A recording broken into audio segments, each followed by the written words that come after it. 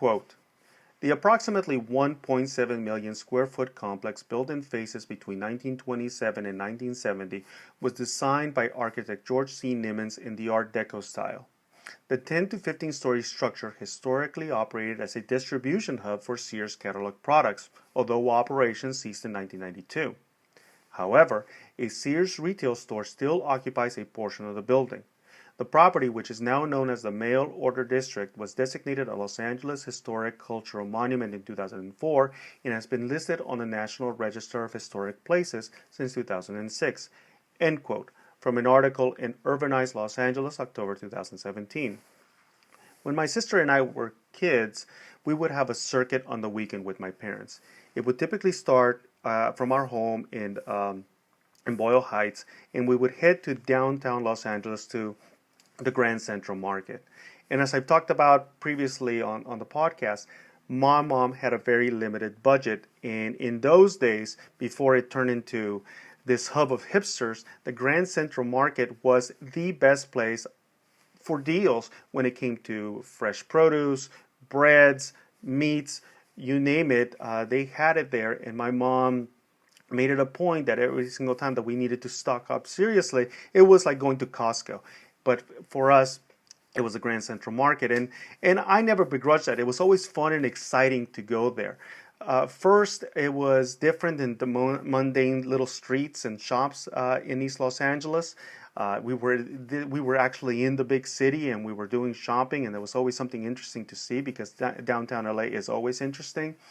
But also because now they have eateries from Thai to Exlut, but back then it was primarily Mexican food and some of the best tacos in the city. And if you could worked on my mom hard enough, she eventually would acquiesce and she would buy you these amazing tacos with a Coca-Cola. And it was just the best thing in the world to be there on a hot summer day with your 3 tacos and your Coca-Cola, just enjoying the busyness of the city, the cacophony of the place. It was just a great memory. And after that, we would all pack, and get in the car and head towards Boyle Heights off of Soto Street and go check out the old Sears building. And for us, it was just window shopping. But it was on our way back home, and I remember always enjoying going into that building because it just felt ancient to me. I've always enjoyed film noir type of stuff, things from the 1920s, 1930s, like that kind of style. Think of Gotham City, think of the Chicago, think of Detroit. You got to think of those buildings. Like I said, Gotham City, the way Tim Burton kind of imagined it in the original Batman film, but then give it the wear and tear that you would see in a movie like The Usual Suspects in San Pedro, with buildings that have been rained on for a long time, and so there's rust on a lot of the metal. There's been the grime of traffic that has been caked onto the building sides, and it just kind of rests there permanently. There's a certain smell to areas like that which is not attractive, but to me it triggers memories of my youth, so it's not a bad thing. Close to this area is the huge LA River, and so you got to cross over this old bridge to get to it. If you've ever seen The Mask, and that point in that movie where the Ipkiss guy throws the map off of the bridge, well, that's that area that that they're describing there, I think. And at me if I got that incorrectly, but it's just that old noir, grimy type of feeling, and I loved it. That was Los Angeles for me. That was part, or at least part of the Los Angeles that I still remember fondly. What I didn't know is that it wasn't a relatively safe area. For me, we're there with my parents and we're enjoying window shopping, but it wasn't really the best place to be in. It was also a very heavily trafficked spot of LA. After that building, we would go across the street and do a real shopping for clothes. Again, talking about the budget, my mom didn't have a lot, so she made the most with what she had, and that meant going to the Deseret Industry stores which I always called Desert Industries for some dumb reason. But it was this building across the way from the Sears Tower there. Uh, and it was huge, a thrift store, and that is where the majority of our outer clothes came. Obviously, socks, shoes, underwear, that came from the store. But from the moment that we arrived in the U.S. to the moment that I graduated high school at 17, for all of those years, the majority of the clothes that I wore were hand-me-downs. We shopped at that thrift store, and that's where all of our sweaters would come from. For me, a lot of my pants. That's why I know for a fact that I was the most fashionable guy in high school. Something that I would later go on to change when I had the opportunity to buy my own clothes is that I was wearing some other kid's pants or some other kid's shirt with the imperfections that typically would come from some of those things. And to be honest with you, I didn't really care. I was happy to be clothed, and some of the things that we would find were actually pretty good name brand stuff, and so nobody at school would know unless I told them, and I wasn't going to tell. So as far as everybody was concerned, I was just another kid who was, who was trying to keep up with everybody else. They just never knew that it was a hand-me-down. But I always remember coming out and looking at that old building and thinking just how cool it would have been to have been a kid in LA in the 1920s, in the 1930s, when the city, or at least that part of the city, was hip and it was happening, and men and women dressed differently. What can I say? I'm a weirdo. I would make a fantastic time traveler because there's so many different cool times when I would like to implant myself in and just kind of check out, what the culture was like with the knowledge of what I know now. But that's beside the point. We would then get on the road and then head back home and either pick up something to eat along the way, or, my mom was already planning what the meal was going to be for the evening. On one of these occasions, my father was always in the driver's side. We were heading, I think, north on Soto Street. Again, a rougher part of town. And out of nowhere, you see the lights come on behind us, and all of a sudden we all realize that it's the police and that they're pulling us over. Very quickly, my mom gets apprehensive, tells us kids to shut it.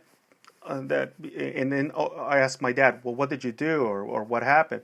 And he says, nothing. I'm going the speed limit. I've been mindful of the lights. I don't know what's going on. We would have to assume maybe he asked, is our plates up to date? This is all going on in Spanish. And of course she says yes. And then they go back and forth about, are you accusing me of something, and all that same bullshit. But eventually my dad does find a safe place and pulls over. And in a moment, with us three kids in the car, myself and my two sisters, my mom on the passenger side, my dad on the driver's side, the police officer comes over, LAPD, taps at my dad to roll down his window, which of course he has to do manually, and asks for a driver's license and registration, and proof of insurance. Actually, did he ask for proof of insurance? I don't know if this happened before the law changed. Anyways, asked for his paperwork, which my dad gives to the guy. And then my dad makes the mistake of asking, what did I do? In very broken English. And the police officer takes offense to it and says something along the lines to my dad of,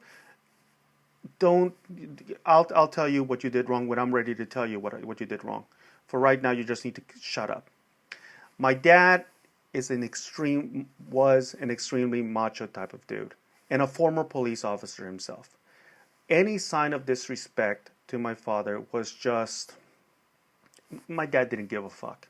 And he didn't give a shit that it was a police officer.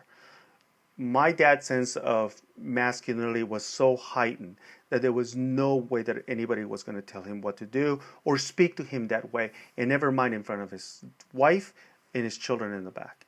So my dad, in Spanish, mouthed off. I can't tell you what it is that he said, but it was bad enough for the police officer to ask him to step out of the car. Now, at this point, all of us kids in the back seat, we began to really get worried, because there's this fear that your dad's going to get hauled off to somewhere.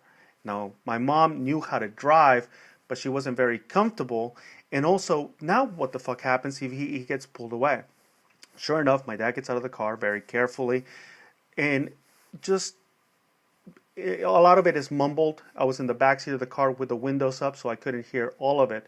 My dad is making it known that he doesn't appreciate the way that this guy's talking to him, but he's also doing it with English that's hard to understand, and there's this babble moment going on between these two men.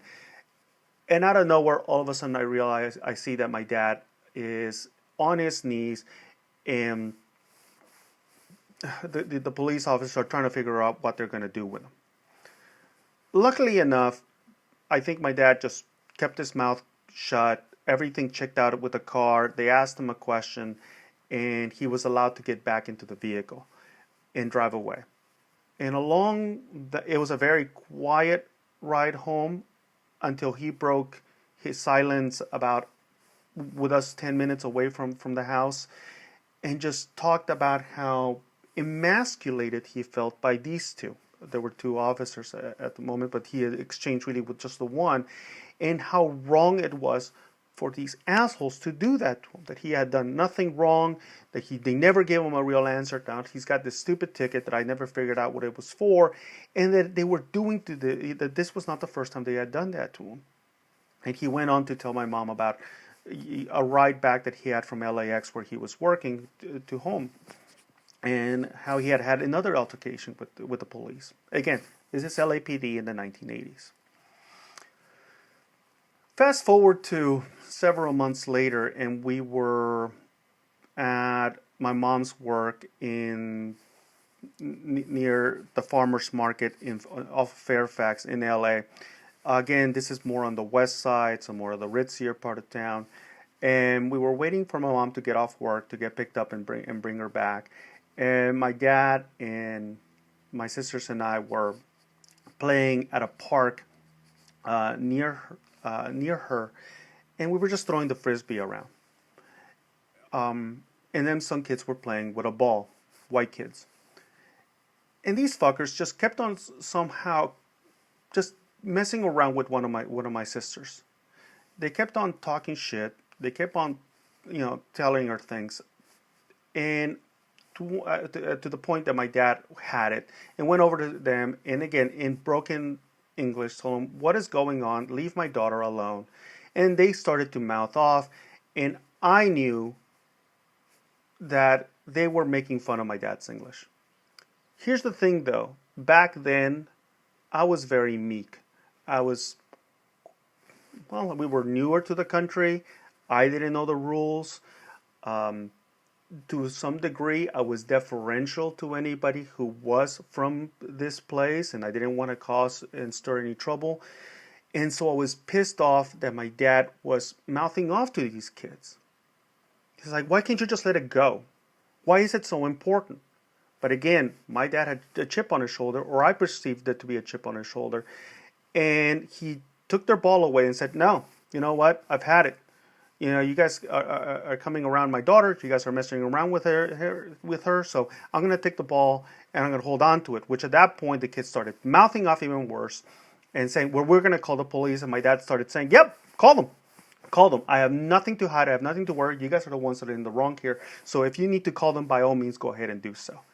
And at that point, my anxiety just shot through the roof, and I started pleading with my father of, "Why are you doing this? Why are you calling the authorities, or why would you let them call the authorities? This is not going to end good for anybody. I don't want them taking them away from you."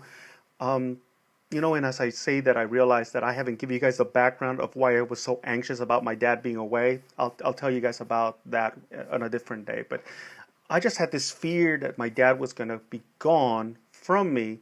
And so I kept on pleading with him, "Can you just stop? Can you just give him back the ball?" And my dad kept on telling me, "This is wrong. This is not okay for them to do this. I have nothing to hide. Let them call the police and I will handle it." Eventually, it shaped out. I think one of the boys apologized, or my dad just felt that it had gone far enough, and he threw the ball, kicked the ball away, and they left, and we left. and that was it for that day. The reason why I bring all this up is because I was talking to my wife the other day in the car. Now, as some of you all know, I married a white girl. Uh, and there has been a rash lately, or it seems like that there's been, a bunch of white folk, especially white women, who have gotten themselves into trouble over calling the police on people of color. If there's a small altercation, if there's a perceived infraction, people seem to be getting on the line very quickly to the police to handle the situation. And because we live in the times that we live in, we have all of these recording devices that can now blast you to the world and show, these interactions to not just your friends, but you're talking now to millions of people if it gets viral enough. And so I was talking to her about the concept of calling the police, and at what point would she be at a breaking point where she felt like she had to? And also how I would handle, for instance, if for whatever reason somebody recorded my wife calling the police on a matter, and knowing her, where she comes at, she's not somebody that is worried about the little things. She doesn't give a shit if there's kids selling water outside of somewhere, or if kids are being boisterous, or if people are trying to have a fucking barbecue at a park. She doesn't give a shit about that. Really, the only time that she says so she would think of calling is if somebody was threatening physical harm at her, or was actually hurting her. Outside of that, she doesn't feel the need to call the police. And again, we talked about how I might handle her ever getting caught on camera if she ever had to do that. Because at the end of the day, I will support my wife. Whatever flack there is of that, I'm willing to take it, because I know what's in my wife's heart. I know where she's coming from. And I got her back. I will always have her back. That's my duty. That's how much I love her. And that's how much I understand her to be, is that, of course, she's going to get the benefit of the doubt. But then they let the question of, when would I call the police? Because I'll be honest with you guys, I have had some really good interactions with police officers, to the point where they have let me off of things that I probably should have gotten really in big trouble for. But I've also had really bad interactions with them, to the point where I felt that they were targeting me, and not from the standpoint of me as a Hugo, but me as a brown person. And I'll give you an example, and I've talked about this before on the podcast. I used to work in West LA off of Rodeo Drive at this boutique tech company. And I would get off of work at 4:30, and if you know LA, you know how densely packed the streets are come quitting time. And so instead of taking the main thoroughways, I would go through the side streets, I wasn't going to go anywhere faster, but just to break up the monotony of the drive, of the stop and go that you usually get, off of Wilshire or of La Cienega, or of those major streets where you just never fucking move, or it takes you forever to move. And so I took side street. And again, I was 20-something years old, cute as a button, very thin, driving a 300ZX with the T-tops off, and it's hot, and it's summer, and so I would take off my shirt and drive down the street to try to get some sun on my way to work. And I had my Nissan car with the two mufflers, and unfortunately, since I bought it used, there were holes on the mufflers, and so it made it so that it sounded a heck of a lot louder than it actually was. It wasn't a modification, it was just that the mufflers were rusted, but it would make the car roar. And I happened to be driving down a side street, and I was moving forward. I see a police cruiser that was right behind me, and I'm like, okay, well, now I know the brown person's guide to not getting in trouble is follow the rules, make sure that you stop your 3 seconds at the stop, Make sure that you're putting in your blinkers if you're going to be moving left or you're going to be moving right. And overall, look casual, but not look like you're trying to be casual. It's one of those things. Like if you generally follow those rules, you're going to be left alone. But sure, out of nowhere, I see the lights going off and I'm getting pulled over. Like, well, what the fuck? I stopped where I needed to stop. I'm following everything that I need to do. Like, what's the big deal? Uh, at that point, I go into my automatic because, sorry, dudes, but I've been pulled over way too many times where I know my hands got to be at the right place. I know I'm going to need to be showing my registration, proof of insurance, so I know kind of where I need to fish for it and where to go to. But I want to know, what did I do wrong, because I think I did it correctly. And so sure enough, the police officer, woman, comes over and she's like, well, you know why I pulled you over? I said, no, interested to know why. And she said, well, it's because you don't have a license plate in the front of your car. I'm like, wait a second though. You were coming from behind me. You've been behind me this entire time.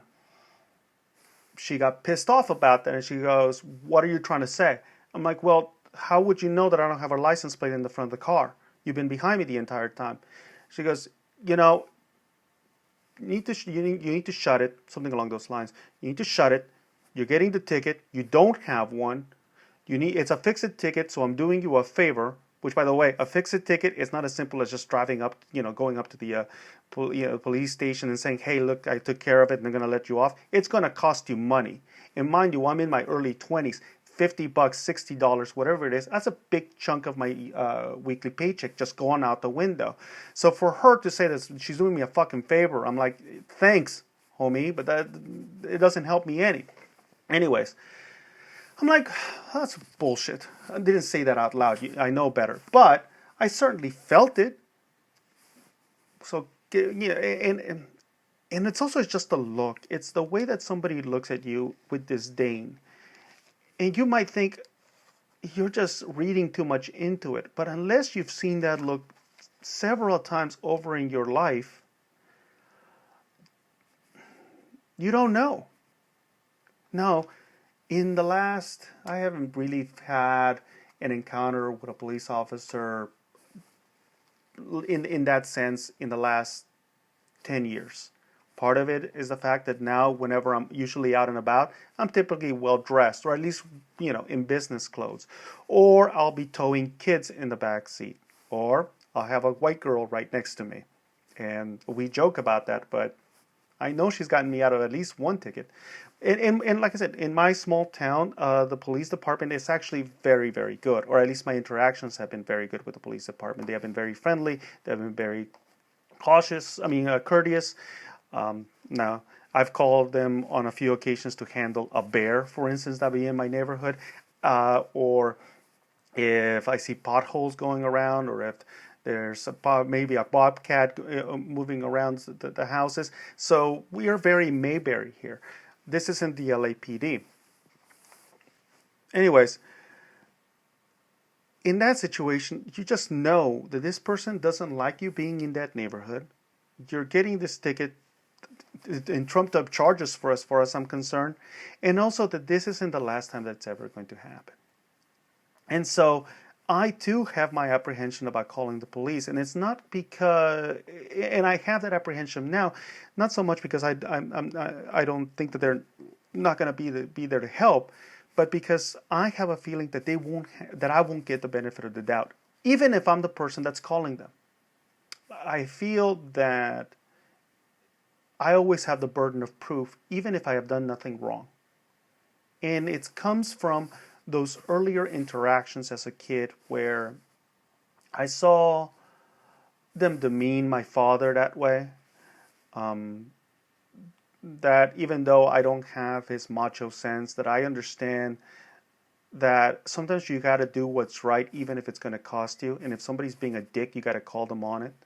It's not a macho thing. It's, this is wrong. I've stopped being meek. I stopped being meek a long time ago. In that sense, I took the lessons from my father and I've incorporated it into who I am. I have this sense of doing the right thing, even if it costs you something.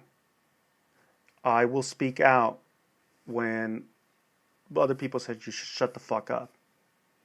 There was a case at an immigration office where I had to handle some paperwork. As some of you guys know, I'm a naturalized citizen, and I had to handle some paperwork at this office. And you get to it, and there's a long line of people. And in this particular place, the preponderance of the people there are immigrants, but they're not Latinos. Most of them are Asian.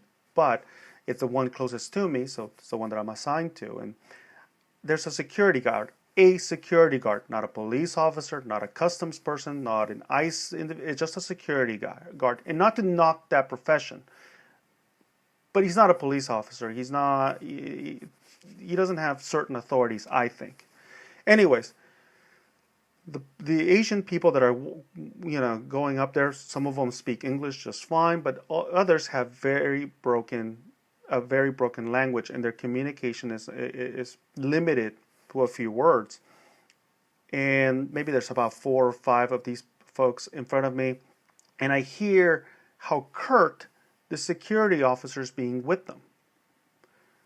Like he's heard these questions 1,000 times over, and he's upset that he has to keep on answering them.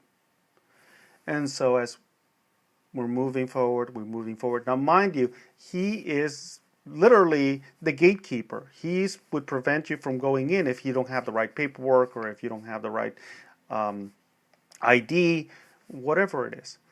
And everybody that hears the story says, can't you just shut up?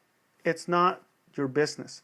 But the fact that this guy was taking it out on other immigrants, that he was being a dick to them just because he could, because he was eventually going to let them in.